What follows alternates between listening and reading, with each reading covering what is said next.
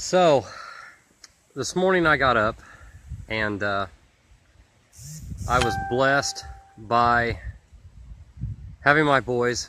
I get my children every morning and I get to take my kids to school.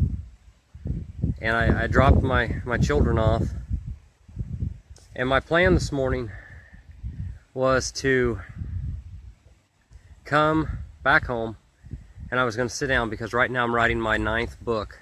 I'm writing actually my motivational biography, and my plan is almost every day for 17 days now I've been writing almost 10 pages. I'm up to almost 130 pages in just a little over 18 days, and I was going to spend the morning writing, and my goal was to try to get to 140. That was my goal on this book because I've been motivated and inspired by a friend of mine who wrote her book in 30 days, and I'm so excited to be doing this. And so I come home and I'm getting ready to write when I get this I get a message on Facebook from from someone, and they're asking me, are you going to come to the junior high today? And I'm looking through my planner and I'm like, I know I don't have anything going on today. I don't have no presentations. I'm not speaking anywhere. And so I say, well, no, I wasn't planning on coming today. And when I asked her what was going on, she said, well, we've got a best-selling author coming to the school today, and they're putting on a presentation for the 6th, 7th, and 8th grade kids. And I'm like, oh my gosh, that's amazing. And it got me to thinking is, a lot of times in our life, we're given opportunities. And with these opportunities, we have two choices. We can either take the opportunity and see how the chips fall, or you can make a reason not to do it. Now, it would have been too easy to put myself first and say, gosh, I really appreciate the offer to come, but I think I'm just going to stay home and I'm going to write my book. I could have gotten so wrapped up into how positive I think this book is going to be that I let the opportunity given to me pass me by. But then I was sitting there and I was thinking, and I really got to imagining what I just said. And I thought, this is an opportunity, and it didn't just come up for any reason. This is an opportunity that presented itself for one of two reasons. Either it's an opportunity for success that I need to take, or it's an opportunity just to see. Life wants to know if I'll take it if it's given to me. And I think a lot of people are given opportunities in life, not realizing that just because something doesn't become a success because they do it, that a lot of times I believe life is just wanting to see if we're ready to take the chances when it's given to us for real. So I wrote my friend back and I said, let me call the school. I know the principal. Let me see if if it's all right for me to sit in. Myself being another author, I don't want to I definitely don't want to take away from their time and what they're paid to be here for. And I called the principal, and the principal's a great guy, and he said, oh yeah, Levi, come on in. Yeah. And I said, I'll be there. And he said, well, he's going to be performing at 9:35, 10:35, and then he's going to be here after lunch with the 8th graders. So I said, okay. So I wrote my friend back and I said, hey, it's almost 9:45. I'm not going to make it. But I said, I was also told they'll be at 10:30. I said, I will be there. And I thanked them for letting me know. So I got up and I got my stuff cleaned up. I did manage to get one page written in the biography. And man, that's success right there. In through all of that, I still got a page. I'm on 127 now. So progress is progress any way you slice it. So I get dressed, and I should say I got cleaned up. I was already dressed because I get up really super early in the morning and read books and get through myself motivationally.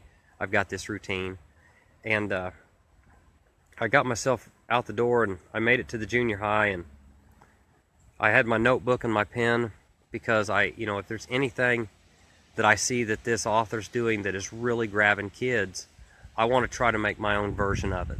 Now, I don't want to copy it. I want to make my own version of it.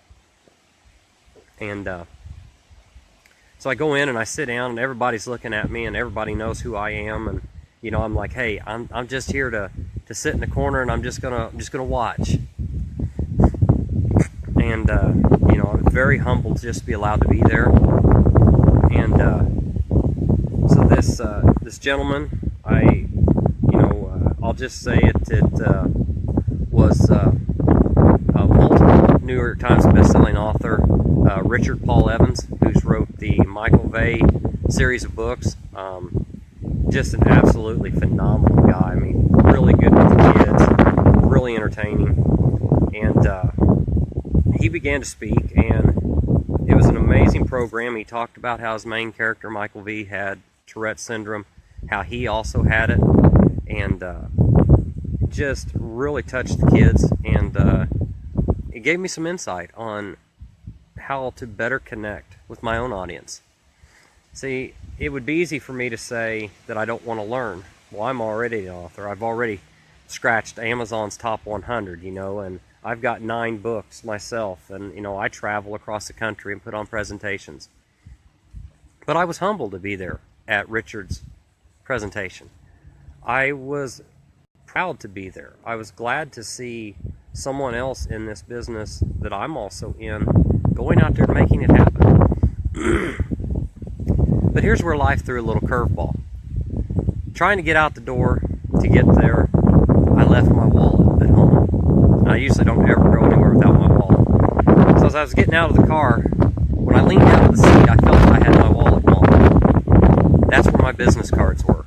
And I thought, oh man, I was going to give this guy just a business card. I was going to introduce myself and try to get a photo with him. And I thought, I've got to have something. And I've got some promotional stuff I carry with me just to have. And I had some bookmarks, and I had postcards that I had made up for my presentations I'd put on last spring. And I just said, okay, I could either say, I don't want to give him those and seem like I'm just forcing it on him, or I could say, it's not a business card, but there's a lot more information on it. And I said, he's going to take it. And I because he could always throw it away. He could give it to his lovely niece, who was his assistant. She could throw it away as they're leaving town, or whatever. Or he could take it and say, wow, this is really kind of cool what this guy's doing, and look me up. Now, I mean, and it's not about, me as an author who just scratched Amazon's best-selling list versus a 7-time New York Times bestseller author. We're all authors. We're all people. We're all human beings. But I made the decision to go. And then when life tested me and kept me from being able to give my business card, I trumped life. I told life, I'm going to that. I'm going to give him those bookmarks and postcards. I'm going to shake his hand, and I'm going to get a picture with him. And I did all that. Plus, got one more page of my book wrote today. And the reason I do that, and in case you're watching this, I just want you to know, I may not know your kids, but I love your kids. I love children, and I want them to be inspired, and I want them to be creative.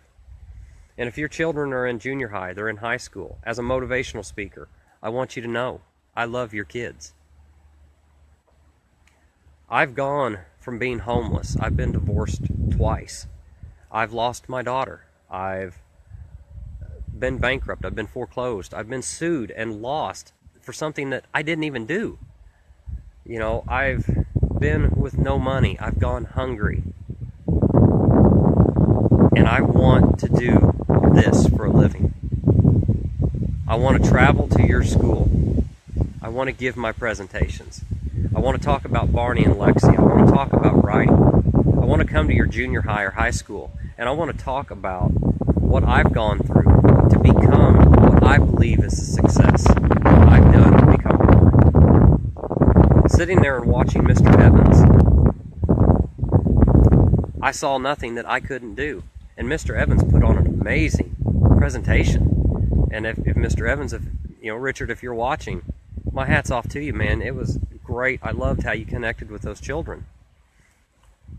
But seeing someone else do what I enjoy doing also isn't going to put me down. I'm inspired. I'm grateful. I'm grateful to my friend Karen, who contacted me this morning and told me about this. I'm grateful for having the opportunity to make it. So if you're watching this and your school wants an author, contact me. Contact me. I'm on Instagram. I'm on Twitter. I'm on Facebook. Contact me at www.oneimaginaryfox. I have a YouTube channel under Levi Fox. Look me up. Contact me. I want to come to your school. I want to come and I want to inspire your kids. And I don't want to rake your pocketbook for it either. We'll work something out. I'm very reasonable because my success is not about how many zeros I'm going to have when I die. My success is about how many hearts and minds I can affect in a positive way. And as a motivational speaker, I want to come to your high school. I want to come to your junior high. Contact me. Hit me up. Let me know. Say, hey, let's talk. What are your rates? What do you want? How do you do it? What do you need for us to have you here? I want to come because I care about your children. I care about this world. And I just got done with a run. I'm getting ready to go to my evening job. I'm an evening janitor at the local high school. But I literally went from Mr. Evans's presentation. I came out here to the state park to get in my run. It's about 4 miles. And as you can see, it's a heck of a view. I love sitting out here and doing videos because I feel so aligned with all of this. And I'm making this video because I want to encourage people. I don't want anybody to feel like they can't do it. You can do it. And I'm an example of it. What I've succeeded in, the cities I've gone to, the schools I've spoken at, the sales that I've had with my book, and I'm not even traditionally published. It's with these hands and these feet that have made me what I am, and I'm grateful to my God for that. But hit me up, and I want to do, and I want to be. And I've got to get ready. I've got to head to work. I've got to leave this amazing place.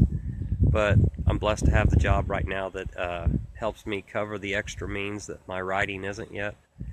So comment, share, like me, look me up on social media. Let's make it happen. Have a great day, guys.